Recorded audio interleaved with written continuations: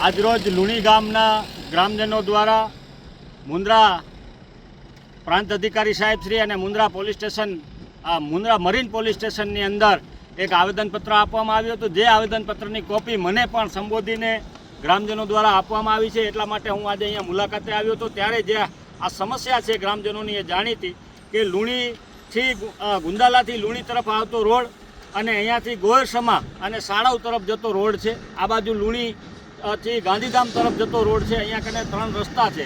લુણીથી ગુંદાલાવાળો જે રોડ છે અને આ જે ચક્રાવો છે, આ ચક્રાવાની અંદર ઘણા બધા અકસ્માતો અત્યાર સુધી થયા છે અને અકસ્માતોના કારણે ગ્રામજનો દ્વારા આવેદનપત્ર આપવામાં આવ્યું હતું કે જે આ રોડ છે લુણીથી ગુંદાલાથી લુણી તરફ આવતો અને ગોયરસમા તરફ જતો રોડ, આ રોડ બંધ કરી દેવામાં આવે અને ગ્રામજનોના જે આજુબાજુના ગ્રામજનો છે એ ગ્રામજનોના ઉપયોગ માટે જ આ રોડ ખુલ્લો રાખવામાં આવે એવની એ માંગણી સાથેનું આવેદનપત્ર આપવામાં આવ્યું અને એક આવેદનપત્રની કોપી મને પણ આપવામાં આવી છે।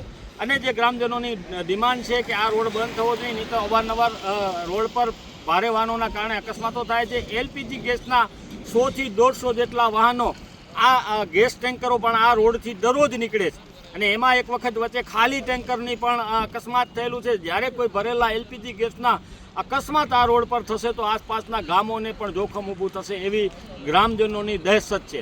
આ દહેશતના માહોલમાં જીવતા ગ્રામજનો, આસપાસના તમામ ગ્રામજનોની એક જ માંગણી છે કે જો આ રસ્તાનો નિકાલ તાત્કાલિક કરવામાં નહીં આવે અથવા રોડ જે છે એને ડાયવર્ટ નહીં કરવામાં આવે આજે અદાણી પોર્ટ તરફ અને અંદરની જે અન્ય કંપનીઓ છે ત્યાં જતા વાહનો, ભારે વાહનોને જો અહીંયાથી ડાયવર્ટ નહીં કરવામાં આવે તો એ લોકો 7 દિવસ પછી આ જ રોડ પર આ જ જગ્યાએ ધરણાનો કાર્યક્રમ કરવા જઈ રહ્યા છે એવી ગ્રામજનો તરફથી ચીમકી ઉચ્ચારવામાં આવી છે અને અમે એમને સમર્થન આપીએ છીએ।